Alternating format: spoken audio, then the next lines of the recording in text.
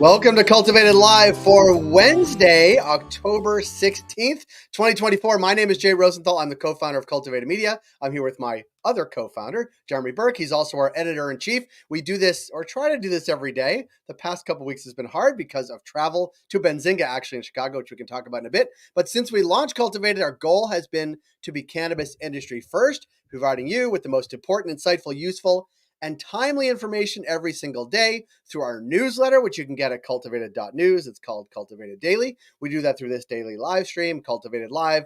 We would love if you follow us on LinkedIn, subscribe to us on YouTube, and get our newsletter in your inbox every single day. Jeremy, there is never a dull moment in cannabis. I think we say that every Wednesday, but there was actually new news from the presidential campaign trail this week from Kamala Harris, being much more explicit and vocal about federal, I think she called it national legalization. What do you make of what's going on? Never a dull moment in cannabis, Jay. That's what I make of it. Look, I think this, and as we wrote, was the most full-throated endorsement of federal legalization we've ever heard from a leading mainstream presidential candidate. I want that to sink in for everyone, that this is the top Democratic ticket who is basically a coin flip away from the presidency, advocating for full federal legalization. So, I think we should not let that go away. We can certainly criticize her stance, Donald Trump's stance. We can certainly criticize their ideas, their thinking, their implementation. But we have two presidential candidates that support legalization. This is a huge moment. It's a sea change. And, I think in a couple of years, maybe a decade or so, we'll look back at this as a tipping point for when the cannabis question became a how, not if.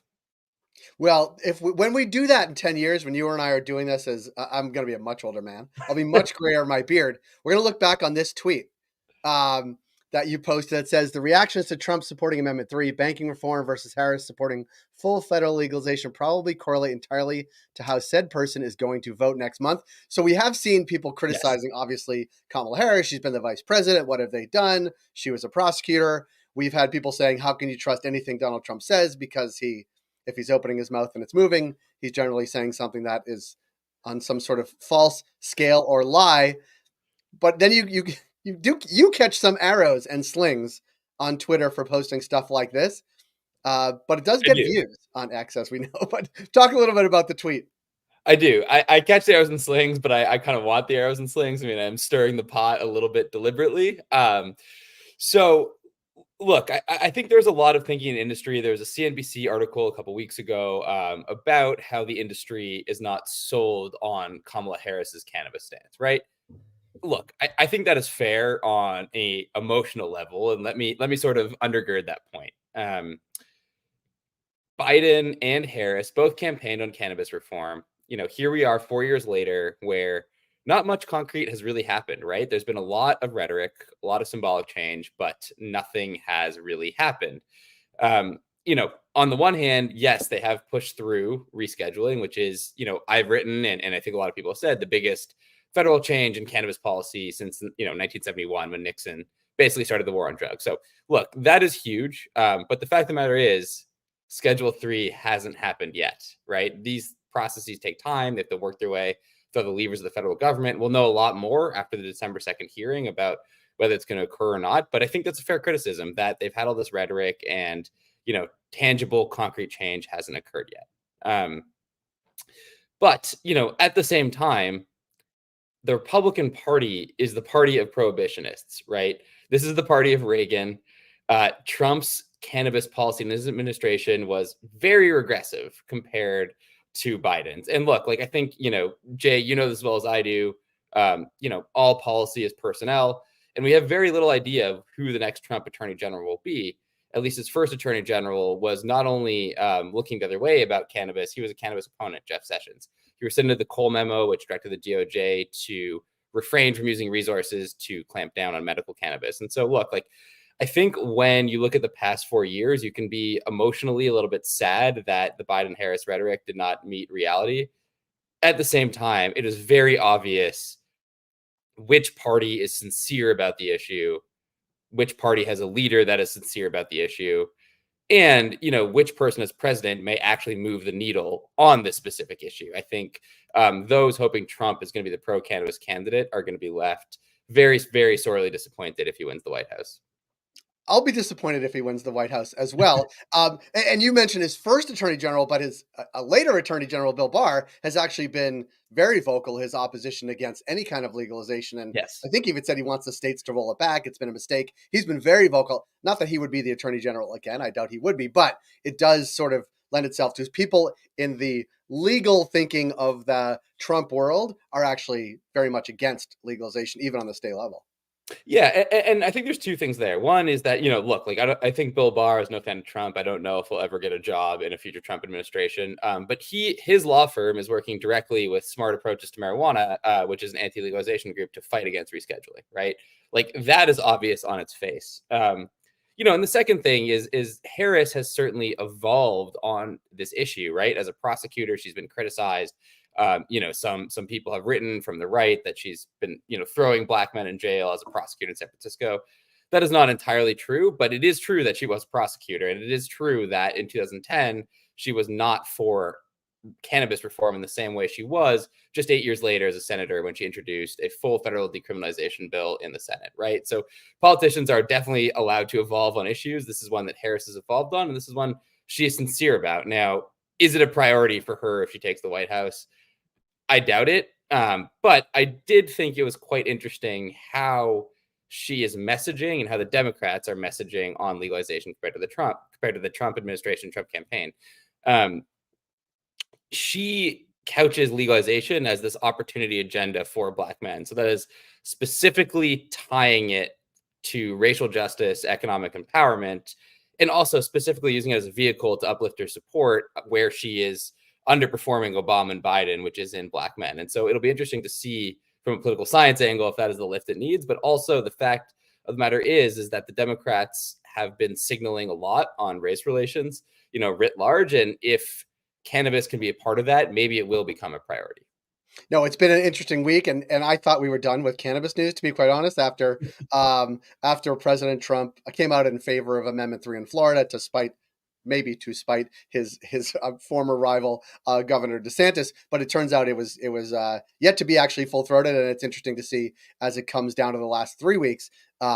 That it is sort of top of mind, which also brings us to Florida, where actually in today's newsletter, we talked about certainly the Florida race, where Trulieve has put in close to $100 million, if not over $100 million, but also at the same time taking slings and arrows from the governor about being a monopoly, even though you've written, I think, really well that it's not a monopoly, maybe an oligopoly, but not a monopoly. Yes. Yeah.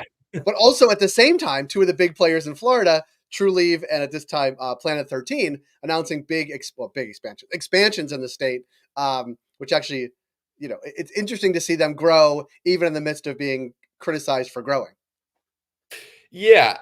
Look, I mean, I think to a certain extent, Trulieve, the way the company's been run, is not so focused on public relations, right? They certainly do put a lot of money into the Yes on 3 campaign and public relations messaging on legalization broadly.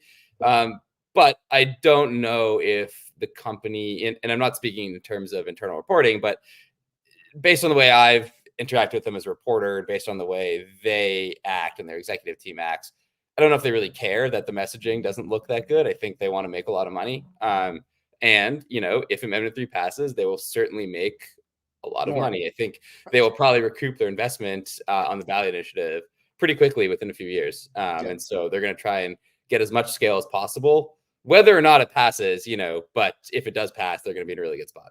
Yeah, totally. And I think they opened their 152nd, 153rd shop. Planet 13, I think it was their 28th.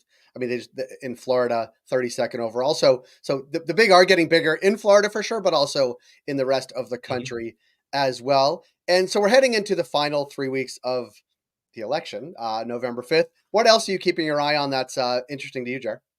Yeah, I mean, look, I'm pretty fascinated by the dynamics of the presidential race right now. I think, I am surprised. I was certainly surprised to see Trump adopt the position he has. He is not for full federal legalization, but he's for rescheduling. He's for the Safer Banking Act, cannabis banking reform. It's pretty fascinating to see. One of the questions I'm looking at is he going to pull Republican congressmen, Republican senators over on this issue, right? Is Trump's tacit endorsement of safer banking cover for more Republicans to maybe buck Mitch McConnell or whoever the future Senate Majority Leader will be, if it is a Republican, which is looking likely, to vote for cannabis reform bills? Does this make things not only like safer banking, but broader full federal decriminalization bills palatable and able to pass through a Republican-controlled Senate? Look, I don't know what the answer is.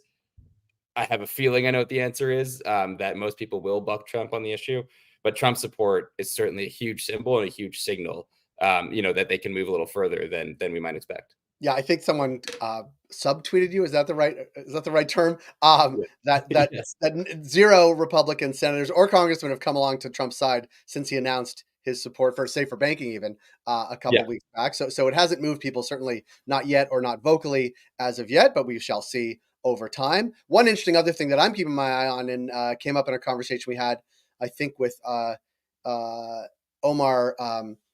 Saturday at MJ Biz Yeah. Magazine, is the Senate race in Florida, which does appear closer than the presidential race, where Rick Scott, is that his name, Mhm. is fighting for his life, to be quite honest, and that will be interesting and an important seat if it goes to Democrats. I mean, the Senate is so evenly divided, but certainly more pro-reform folks will be better than less reform folks on the cannabis file. So we'll keep an eye on that on election night as well. Lots going on in Florida, certainly with the presidential race, which does not seem close, but Amendment Yeah. 3 reaching the 60% threshold does seem close. The Senate race seems close. Obviously, the presidential race seems close. It's going to be a busy few weeks. Yeah. And I think the thing that's really interesting with Florida is that because it has to be a super majority, right? And because there's even people in the pro cannabis world who don't like how the bill is written to favor big multi-state operators. However Florida goes, it'll be this sort of deciding factor on whether the country is ready for legalization or not. I mean, that's what the pundits are going to say. But there's a lot more nuance there, and so it's going to be really interesting to see how that evolves. I think, and see where the vote shakes out. And look, like there is certainly a possibility where it gets to 57, 58% support, a strong majority of Floridians, but it doesn't pass the ballot measure. Yeah. So it'll be interesting to watch. It'll be interesting to watch. It'll also be interesting to watch if something happens legislatively after that with 58% support, and you'll be Yes. able to break down which parts of the state support it. But with 58%, seemingly a big chunk of all the state would support it as well. Jeremy, I always appreciate talking to you on Wednesdays. We'll see you next Wednesday in advance. We'll be 1 week closer to November 5th. Can't wait. Oh, one other thing, Jared, we later today, so right now Yes. it's a Yeah. little bit after 10, at noon, we have a webinar coming up with our friends at Park Strategies and the Wagner firm in New York, talking about transferring New York licenses and what that means, the regulations, implications, how to actually go about that. You'll be the host and moderator. Mhm. I'll be on the back end doing the tech, but it'll be good to hear interesting things about the New York market, which is certainly dynamic and I would say on an upswing, but it'll be interesting to see sort of the inner workings from some really important folks. Yeah. It's not a big upswing, so tune in. We Yeah, want you so there. I'll post how to get in touch, but if you're on our LinkedIn page, you can register right there. Go to the events on our LinkedIn page. Events are a little bit hard to find on LinkedIn, but you will find it. It will stream. It's one-click registration. So we will see. Well, we'll see you there, Jeremy, but we'll also see a couple dozen other people as well, maybe some scores of people, because we have about, I think, 30 or 40 people register right now. So, Jared, we'll see you in a few hours. Awesome. Thanks, Jay. Great. Thanks, everybody. We'll be back tomorrow with Krista Raymer from Vitrina, as always, talking about the best practices in cannabis retail. She knows of what she speaks. Jared, we'll see you next week. See you, Jay. Thanks, everybody.